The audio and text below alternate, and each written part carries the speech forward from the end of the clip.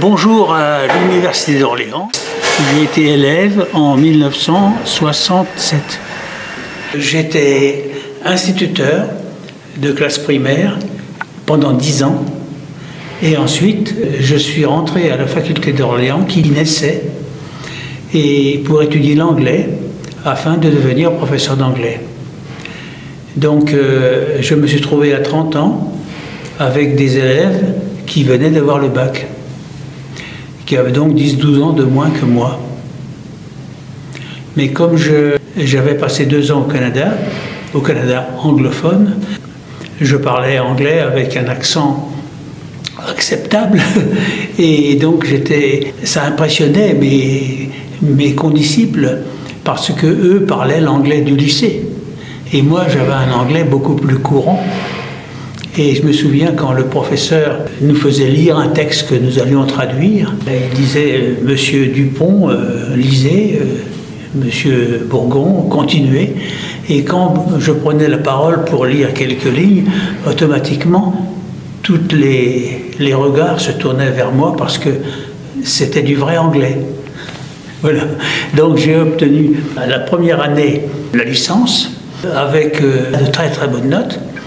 Et ensuite, j'ai eu chaque année une autre partie de ma licence et en 3 ans, j'ai eu la licence complète, tout en enseignant.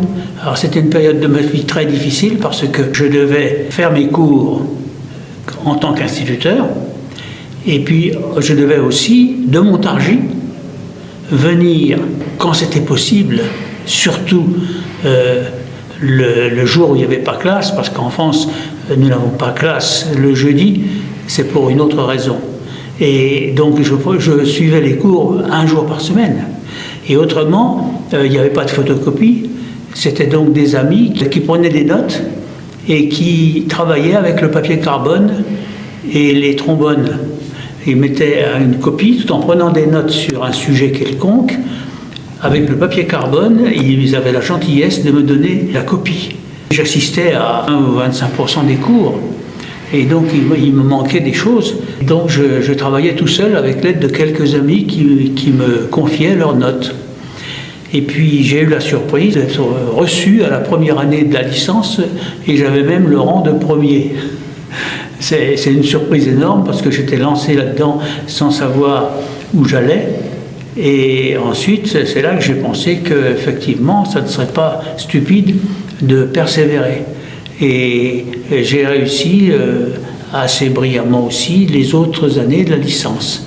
Et j'ai ici ma licence. J'ai la citation avec la mention assez bien, avec une mention assez bien. Et j'avais eu la 2e année. Voilà.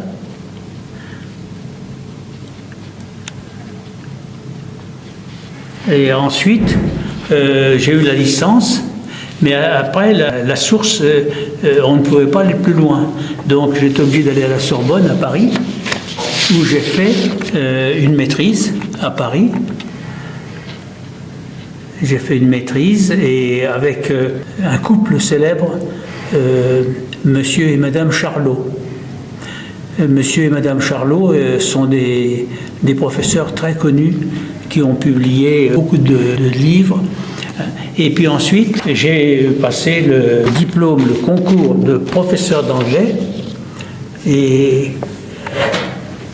qui, à ma grande surprise, j'ai obtenu facilement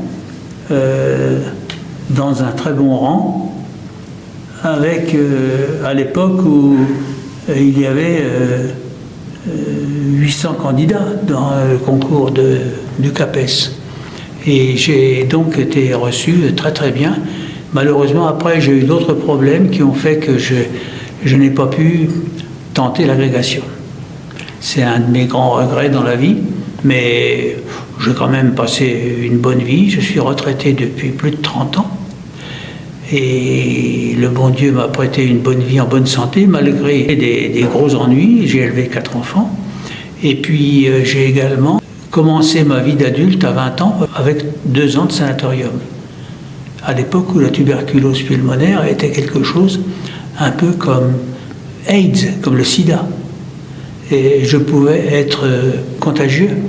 Beaucoup de gens, en me voyant, se reculaient.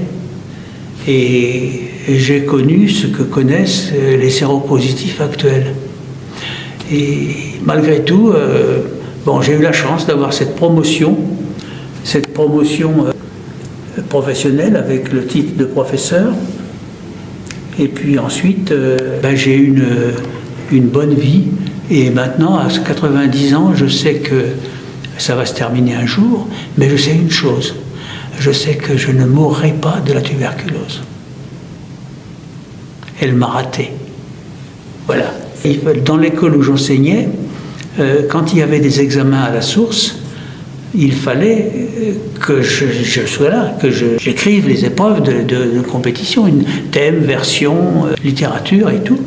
Et à ce moment-là, je ne pouvais pas faire mon boulot. Il fallait que j'aille voir mon directeur d'école à Montargis et que je lui demande un papier, qu'il donne une demande d'autorisation d'absence pour aller subir un examen à la source. Alors j'ai fait des kilomètres entre Montargis et Orléans de nombreuses fois, à grands frais d'ailleurs aussi, et puis finalement j'ai un résultat. Donc je suis satisfait. J'ai bien fait. Malheureusement, ensuite, j'ai eu d'autres avatars dans la vie, mais je dois à la source quand même des bons moments et surtout de très bons profs. Je me souviens parfois des noms, notamment l'un s'appelait M. Bertrand. Il était un grammairien et j'ai découvert cette matière que j'ai beaucoup appréciée. Il m'a enseigné ce qu'était la linguistique que je ne connaissais pas. J'ai fréquenté, c'est autre chose que le petit milieu d'instituteur rural. Parce qu'en France, pour être instituteur à l'époque, il suffisait d'avoir le bac. C'est tout. Donc les instituteurs n'allaient pas à l'université. Parce qu'il y avait une tradition. Les instituteurs dans les écoles normales qui sont des sortes de séminaires où on formate les gens en instituteurs, surtout laïcs ou anti-religieux. Mais le syndicat des instituteurs ne voyait pas d'un bon œil de prolonger les études du lycée jusqu'à l'université pour devenir instituteur. Parce qu'à l'université, il aurait pu être contaminé par des idées modernes et dangereuses. Et alors que les instituteurs voulaient conserver les avantages de la Troisième République, c'est-à-dire une école laïque, gratuite et obligatoire. Jules Ferry, notre Dieu était Jules Ferry.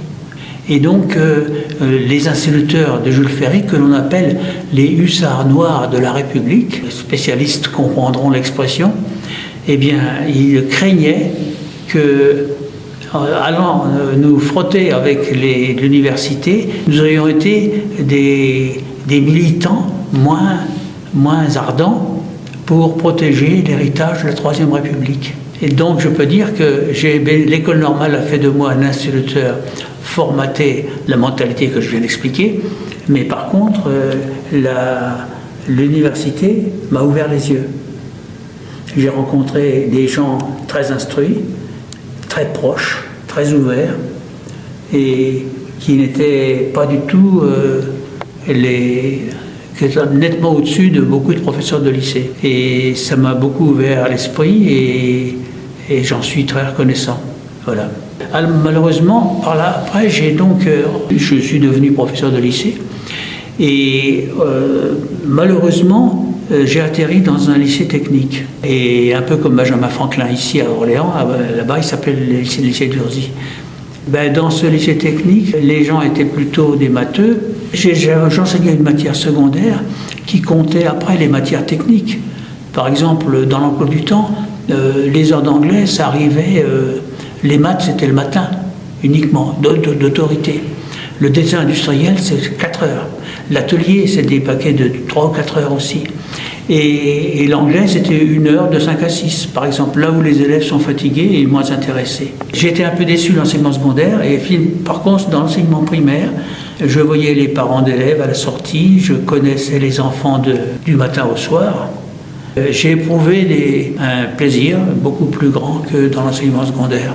Peut-être que si j'avais réussi l'agrégation, je serais monté un peu plus un peu plus haut, et j'aurais fait certainement une autre découverte. Malheureusement, je n'ai pas pu faire parce que j'ai eu des problèmes personnels. Et donc, je suis resté dans les lycées. Voilà. Et dont 2 ans dans la province de Saskatchewan, au Canada, et dont je garde un souvenir très ému, qui m'a ouvert et qui m'a fait connaître le Far West, mais pas le Far West d'Hollywood, mais le Far West canadien, qui est totalement différent. Et j'ai connu les grandes distances, et puis j'ai également fait le tour de toute l'Amérique du Nord et du Mexique en 2 ans. Et je suis rentré en France la tête pleine de beaucoup de choses, qui est nouvelle. D'ailleurs, pour commencer, quand j'étais embauché dans la Saskatchewan, j'ai dû aller à Londres, représenter au ministère de l'Éducation, non, Saskatchewan House, simplement.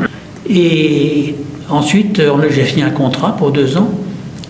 Et j'ai été un peu déçu à un moment parce que le contrat stipulait que c'était pour 2 ans, mais que le Canada me payait l'aller, mais le retour serait à ma charge, et le gouvernement espérait que je resterais immigré au Canada.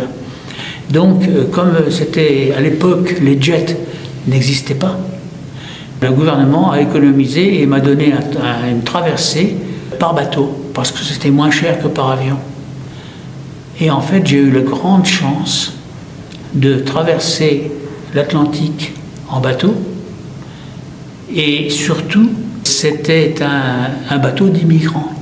Donc j'ai revécu un peu, dans une certaine mesure bien sûr, mais toutes les vagues d'immigrés qui traversaient depuis Hambourg ou Odessa et qui arrivaient à Ellis Island ou à Montréal. Alors là, j'ai connu le bateau, j'ai découvert l'Amérique à la pointe du bateau. J'ai débarqué à Québec, j'ai découvert le Québec.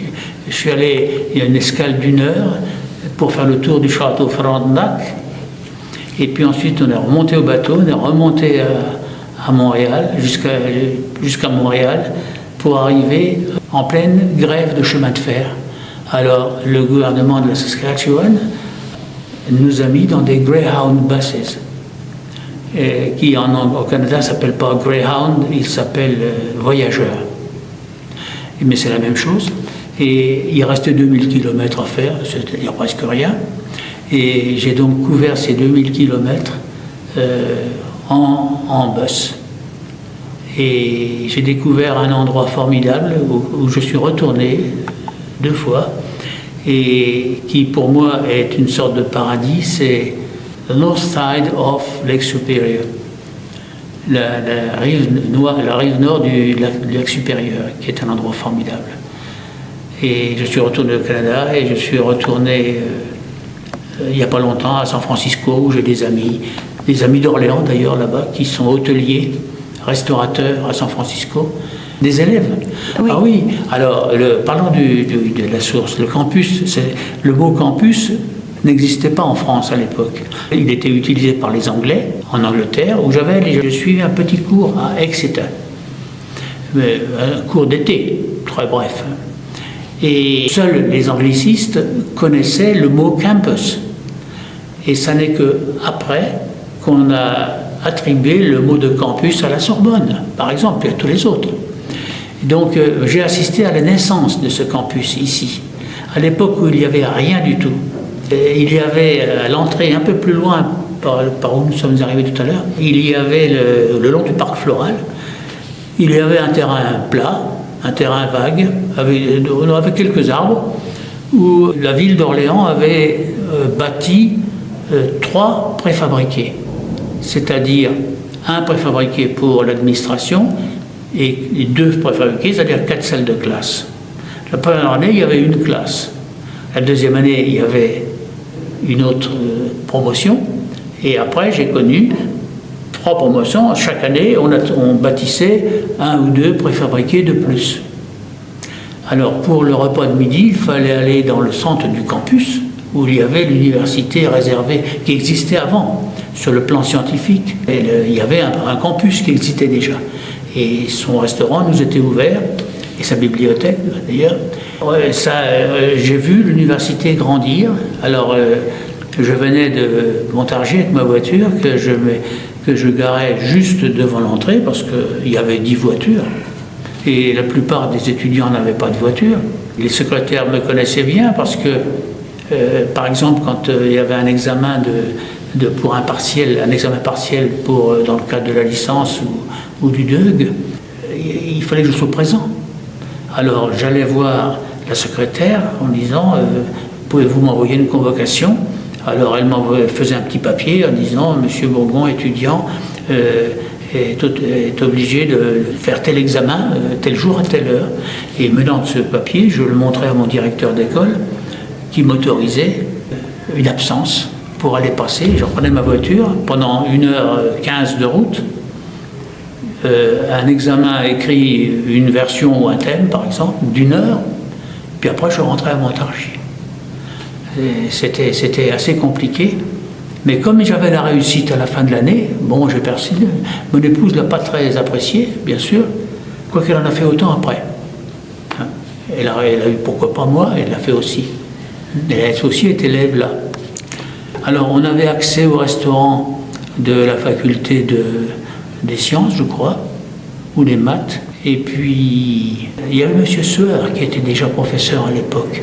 Mais vous connaissez M. Sueur, il est maire d'Orléans, et qui est un peu plus âgé que moi, mais qui, déjà à l'époque, était professeur. Moi, j'avais 30 ans, il devait en avoir 35. Et il est sénateur du Loiret. Il ne me connaît pas, il m'a oublié, bien sûr. Mais ça permet de situer un petit peu l'atmosphère de l'époque. Donc il y avait ces préfabriqués qui étaient une université. C'est assez curieux. Des bâtiments qui ont été démolis par la suite, bien sûr. Après, il y a eu à côté des maths, puis des sciences, et puis année après année, une université nouvelle est apparue. Dans autre chose, dans la Source, qui est aussi ce qu'on appelle une ville nouvelle. Ville nouvelle, c'est ce qui est apparu après la guerre, une ville décidée par une autorité et non pas une ville qui se développe toute seule sans ordre, c'est ça. Donc la Source est une ville nouvelle créée par la ville d'Orléans.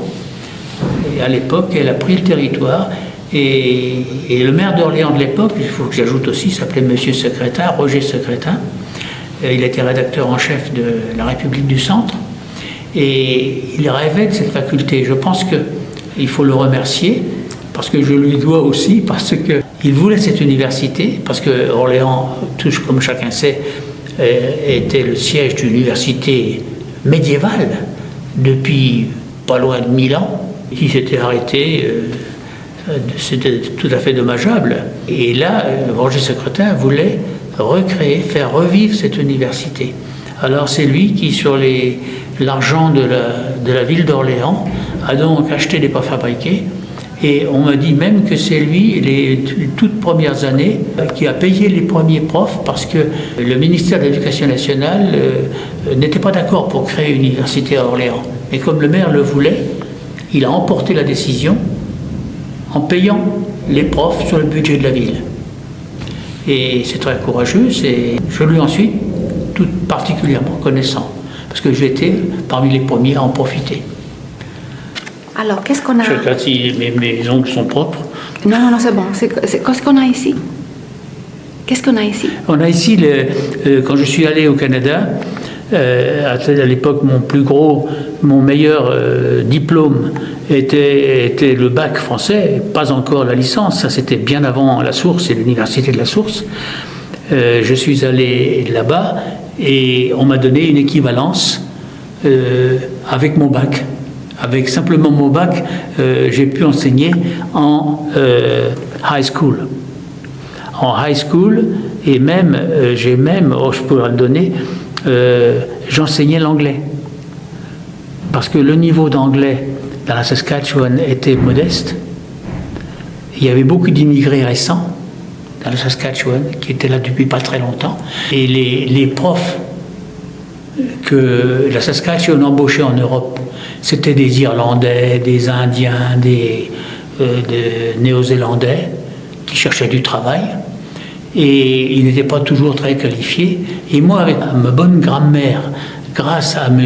Bertrand, dont j'ai parlé tout à l'heure, j'ai fait une approche grammaticale à l'enseignement de la langue. Et ça a plu beaucoup. Parce que là-bas, ils ne sont pas portés sur la grammaire. Il faut dire que les Français la langue française, elle est très grammairienne.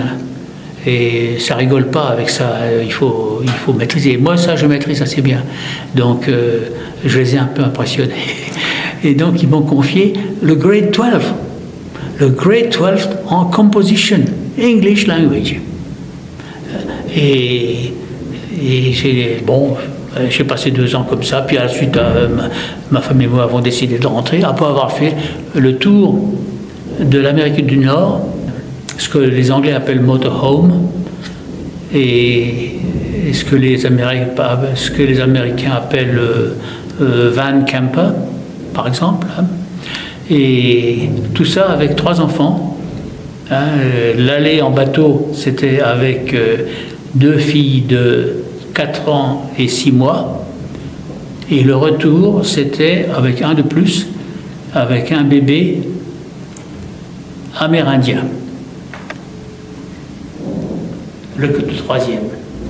Voilà. Je suis parti dans l'enseignement secondaire, qui ne m'a pas laissé de grands souvenirs, puisque j'étais pas mal du tout dans l'enseignement primaire, dans un village assez rural, où je connaissais les parents d'élèves, où il n'y avait pas de...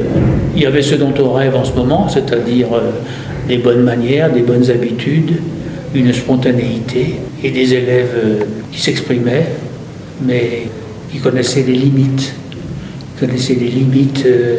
Non pas de la bienséance, mais les limites de la vie en commun. Je suis très heureuse. Le sort m'a ramené ici sur la personne de Madame Eliane, cette personne qui est actuellement derrière la caméra, et à qui j'avais touché 2 mots de bonne histoire, et qui très gentiment m'a invité à revoir les lieux de naissance de cette université, dont c'est un petit peu le Bethléem, là, ici, et j'ai vu, dans mon souvenir, j'ai toujours cette université-là, c'est-à-dire 3 préfabriqués, c'est-à-dire 6 classes, 6 salles de classe, à l'entrée du parc floral, en allant vers le bourg d'Olivet. Et je repasse toujours avec beaucoup de nostalgie et aussi de reconnaissance.